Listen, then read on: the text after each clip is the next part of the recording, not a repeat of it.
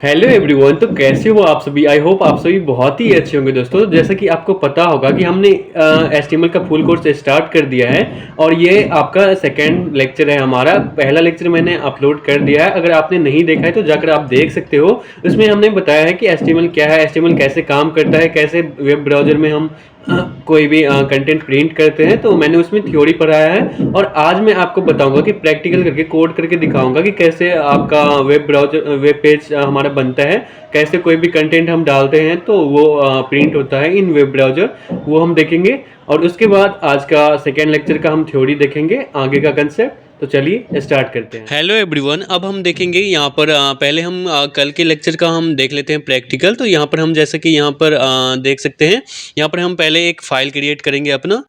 तो यहाँ पर हम एक फ़ाइल क्रिएट करते हैं यहाँ पर अपना, जैसे कि यहाँ पे हम एक फ़ाइल क्रिएट करते हैं like index dot H T M L file हमने क्रिएट किया।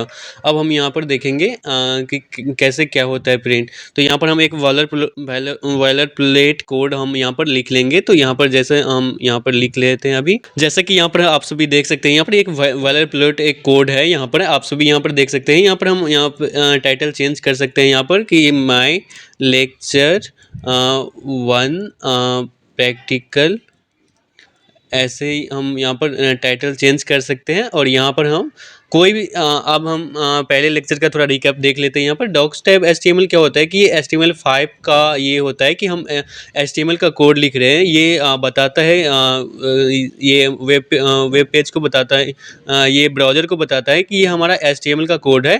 तो ये इसलिए डॉक टाइप HTML हमारा लिखा जाता है।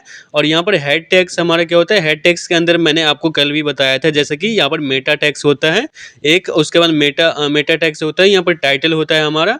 और उसके बाद अगर हम कोई भी CSS जैसे हम स्टाइलिंग के लिए यूज करेंगे इन फ्यूचर, तो वहाँ पे हम क्या करेंगे, यहाँ पर हम अपना CSS का लिंक देंगे जिससे वो CSS HTML से कनेक्ट रहेगा। तभी हम कोई कुछ भी जैसे HTML में हम लिखेंगे कंटेंट, तो वो हमारा CSS से कनेक्ट रहेगा, तभी स्टाइलिंग उसमें अप्लाई होगा। तो ठीक है, आप सभी समझ गए होंगे। आगे आगे यहाँ पर देख लेते हैं, हमारा हेड टेक्स्ट यहाँ तक खत्म हो गया ये सारा।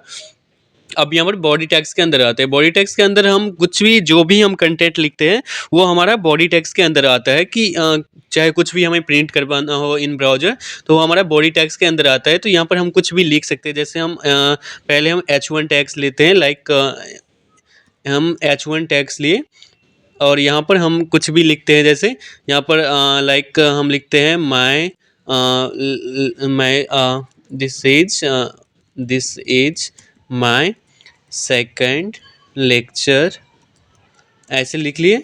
ठीक है, और यहाँ पर हम और भी लिख सकते हैं, जैसे यहाँ पर और भी हम H1 लिख सकते हैं दिस ऐसे करके my name is Raju Mishra, ऐसे करके ही हम कुछ भी लिख सकते हैं ऐसे कि अब यहाँ पर हम वेब ब्राउज़र पे देखते हैं हम कि कैसे होता है। यहाँ पर हम 1 मिनट हम ओपन कर लेते हैं यहाँ पर लाइव सर्वर।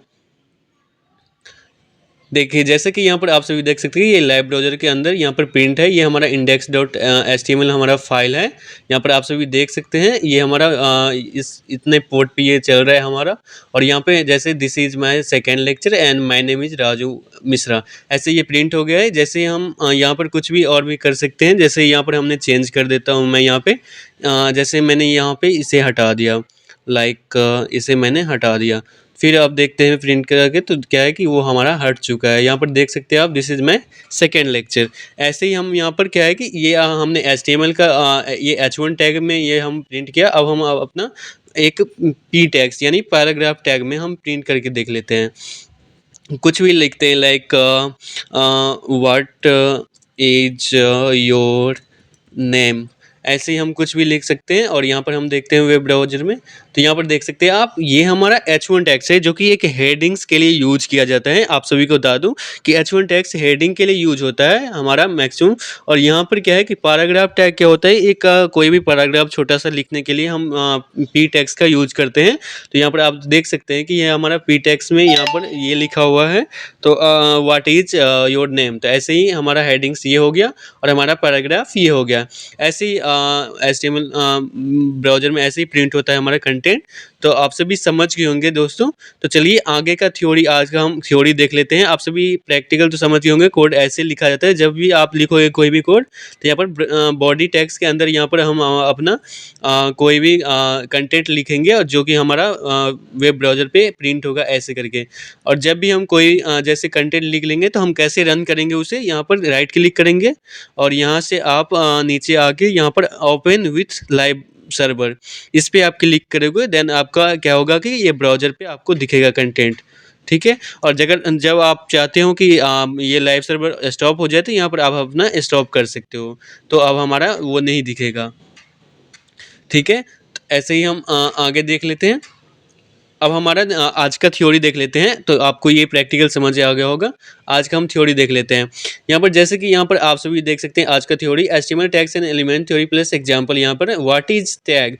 दोस्तों ये टैग्स मैंने कल भी पढ़ाया था, बट क्या है कि आज हम पूरा टैग्स, कौन कौन सा टैग होता है, कैसे लिखा जाता है, सब कुछ हम आपको बताएंगे। लेकिन कल तो एक शॉर्ट मैंने इंट्रो दिया था कि टैग्स क्या क्या होता है, जैसे ये आज क्या है कि हम पूरा समझाएंगे आपको कि टैग्स आखिर होता क्या क्या है।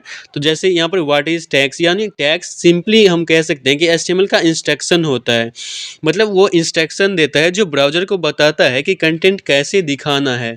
लाइक हमें कुछ भी जैसे प्रिंट करवा, अभी हमने देखा जस्ट एग्जांपल कि हमने कुछ प्रिंट करवाया यहाँ पे, ये हमने जैसे प्रिंट करवाया, तो ये एक आप ब्राउज़र को ये देता है, ये इंस्ट्रक्शन देता है कि हम कुछ प्रिंट कर रहे हैं H1 के अंदर।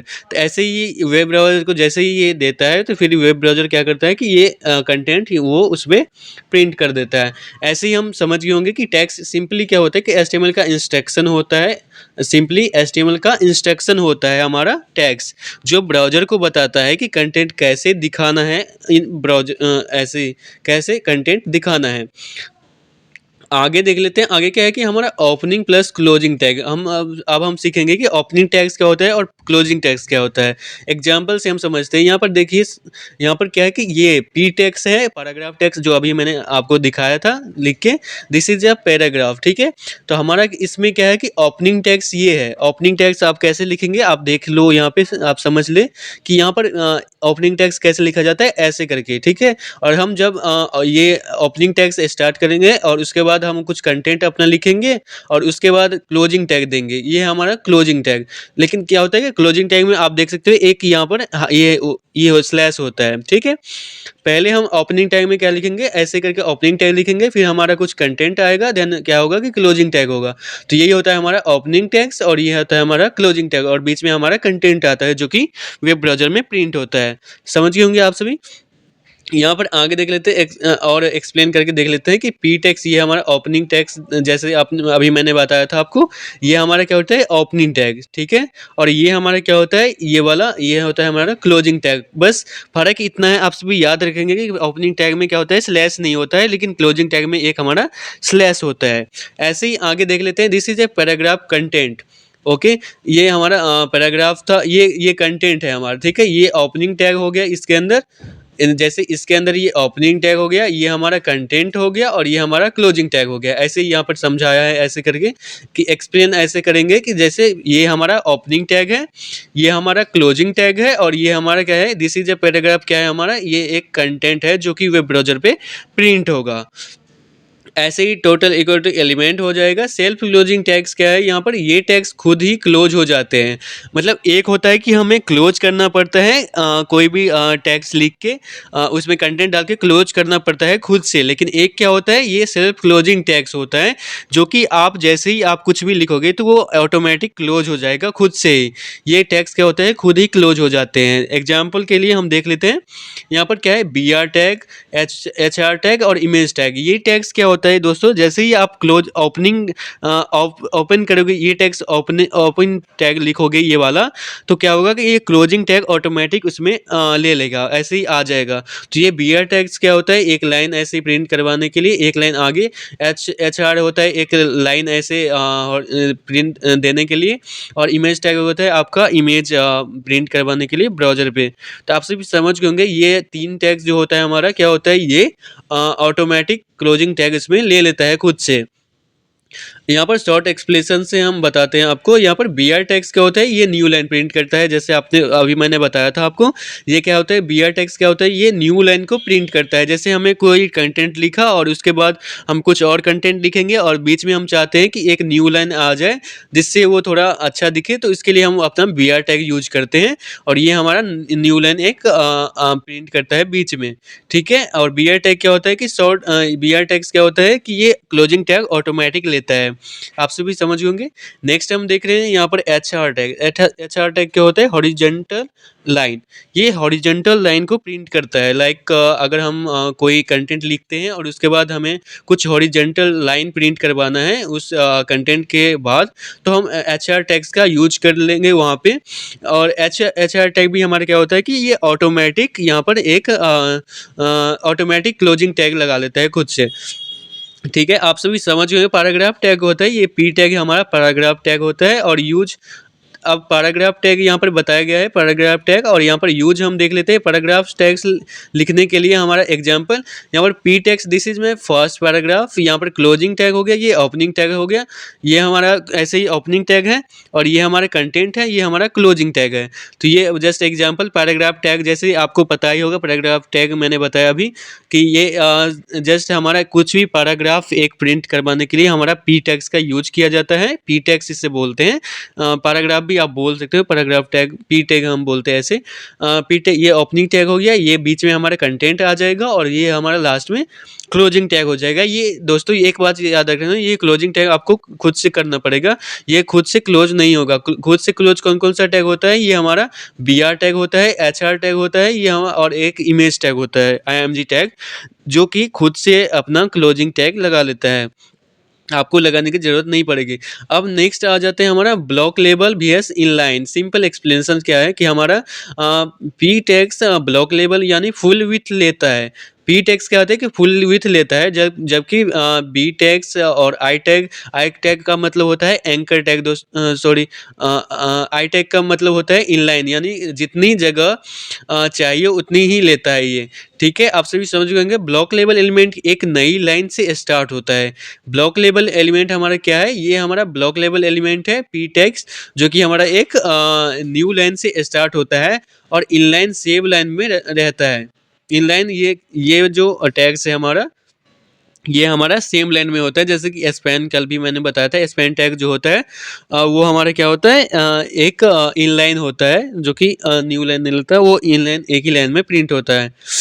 बी आर टैग होता है लाइन ब्रेक, यानी एक लाइन बीच में एक लाइन क्रिएट करने के लिए हमारा बी आर टैग्स का यूज होता है। यानी यहाँ पर शॉर्ट एक्सप्लेनेशन में हम देख सकते हैं, यहाँ पर न्यू लाइन क्रिएट करना है without making a new paragraph. Example कि hello B R how are you, जैसे ही हम hello B R how are you लिखेंगे तो हेलो और हाउ आर यू के बीच में एक न्यू लाइन प्रिंट हो जाएगा। दोस्तों आप सभी आप यूज करके देख लेना एक बार। आउटपुट यहाँ पर हेलो हेलो आएगा, ऐसे ही जैसे हम लिखेंगे हेलो बी आर बीच में बी आर टैग और उसके बाद हाउ आर यू, तो हमारा आउटपुट क्या आएगा, आउटपुट क्या आ जाएगा हमारा हेलो। और उसके बाद क्या होगा कि इस लाइन में ना कि इस लाइन में सेम लाइन में प्रिंट नहीं होगा ये वाला, ये हमारा नेक्स्ट लाइन आ जाएगा। यानी बी आर टैग्स क्या होता है, नेक्स्ट लाइन प्रिंट करने के लिए हमारा बी आर टैग का यूज होता है। और हॉरिजेंटल लाइन के लिए हमारा एच आर टैग यूज होता है। इसका यूज क्या है कि कंटेंट को विजुअली सेपरेट करने के लिए मोस्टली हेडिंग के नीचे यूज होता है। यानी जब हम कुछ हेडिंग लिखते हैं तो उसके बाद हेडिंग लिख के हम नीचे पैराग्राफ लिखते हैं कुछ भी, तो इसीलिए हमारा एच आर टैग्स का वहाँ पे यूज हो जाएगा। यानी एच वन टैग्स के बाद हमारा एच आर टैग्स का हम यूज कर सकते हैं। एग्जाम्पल के लिए यहाँ पर बताया है कि H2, जैसे H2 मैंने लिखा माई टाइटल, ठीक ऐसे ही हमारा क्या है कि बीच में हम एच आर टैग निकाल देंगे, फिर उसके बाद पैराग्राफ पी टैग्स लिखेंगे, तो दिस इज द कंटेंट। तो ये हमारे क्या हो जाएगा कि ये हमारा पहले हमारा हेडिंग आएगा माई टाइटल, उसके बाद एक लाइन आ जाएगा बीच में, उसके बाद हमारा ये पैराग्राफ प्रिंट होगा, this is the content. Okay, समझ गए होंगे आप सभी। अब बात कर लेते हैं कमेंट्स क्या होते हैं हमारा HTML में। कमेंट्स क्या होता है, यूज हम देख लेते हैं नोट्स लिखने के लिए। कोई भी जैसे हम कोई भी हमने कोड लिखा, अब किसी को समझना है, जैसे हमें समझना है कि ये कोड क्या है, तो हम उसमें उस जगह पे हम कमेंट्स का यूज करते हैं कि हम कमेंट्स के अंदर लिख देते हैं कि ये हम इसलिए ये कोड लिखे हैं, हम ऐसे ही करके। मतलब समझने के लिए हम कमेंट्स का यूज़ करते हैं मोस्टली।